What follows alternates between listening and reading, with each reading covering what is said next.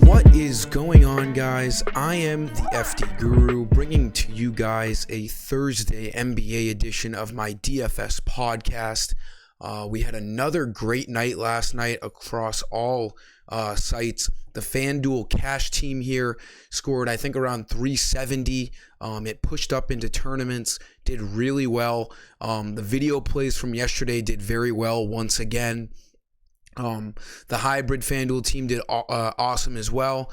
DeJounte Murray was a little bit of a disappointment, but that's okay. We got some great production out of other guys. Yahoo almost took down tournaments. It scored a bunch of points. As you can see here, everyone hit their value. Kobe White with a huge game. He was too cheap on Yahoo last night. Yahoo's new to me over the last couple of weeks, and we've been doing really, really well on it. So we'll continue that tonight.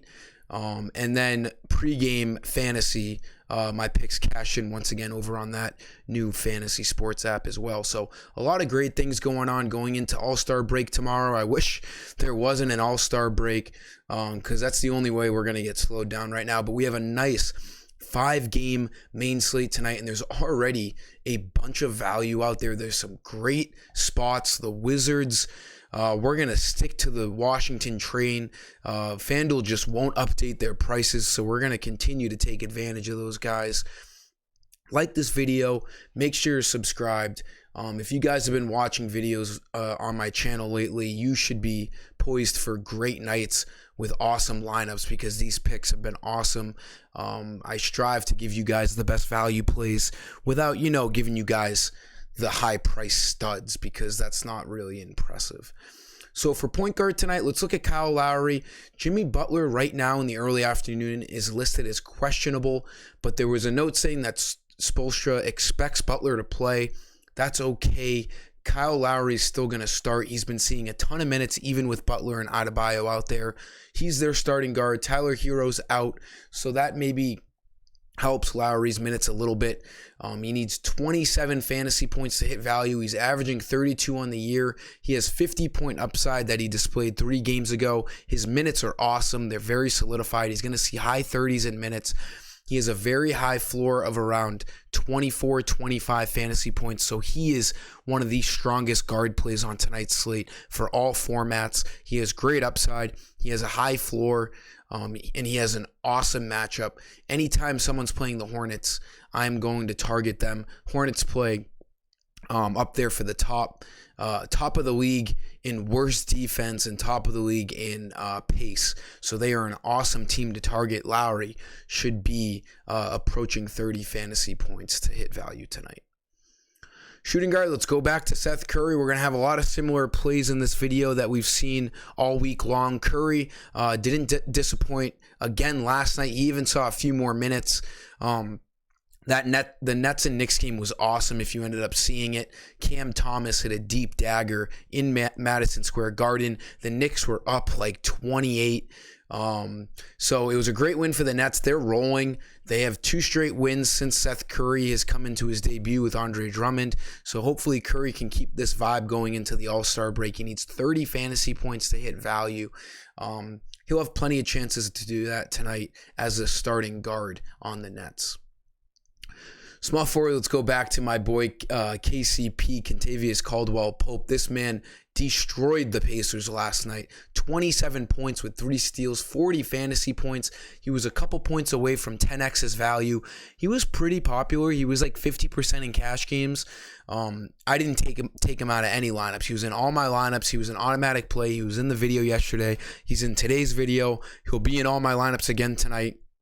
The usage is just too high for him since Dinwiddie left. Mid-30s in fantasy points, a great matchup against the Nets. This game should stay close.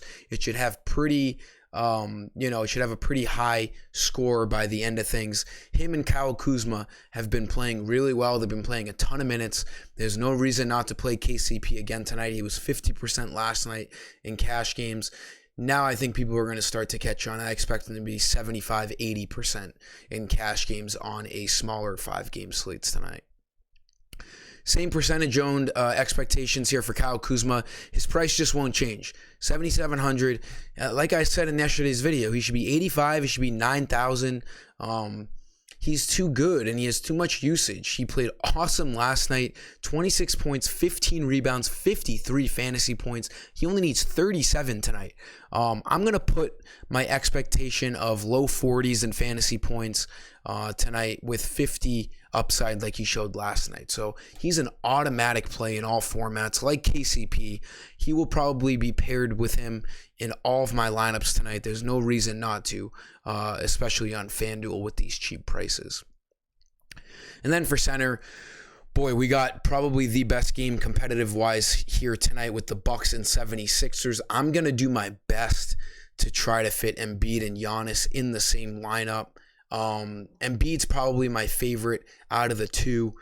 They are the same price, or Giannis I think is 11.5, so he's $100 more. But I like Embiid a little bit more. I think the Bucks are gonna struggle covering Embiid. They got Bobby Portis to cover him. He should be no match for Joel Embiid.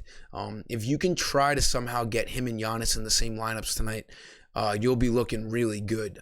There should be enough value.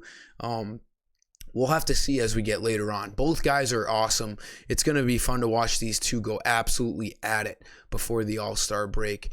But Embiid at center is an awesome play. He has 70 to 80 point upside like he does on any other given night. We spent up for Jokic last night. Kind of a similar play here. Same price.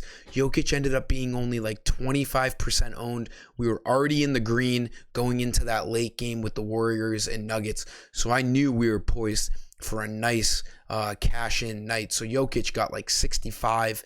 It's just nice having that big-time stud at center. I'm feeling the same tonight with Embiid. He could easily get in the mid-60s and crush the Bucks tonight. That'll sum up today's video, guys. I'm pretty upset that this will be my last NBA video all the way until next week. At the end of next week, we have a full week off. We'll stay busy with some golf, some hockey, some NASCAR. I don't know if there's UFC this weekend, but we got a pretty down week here. But that's all right. Let's crush tonight, go into the All-Star break with a head full of steam. And until next time, I am the FT Guru, and I'm signing off. See ya.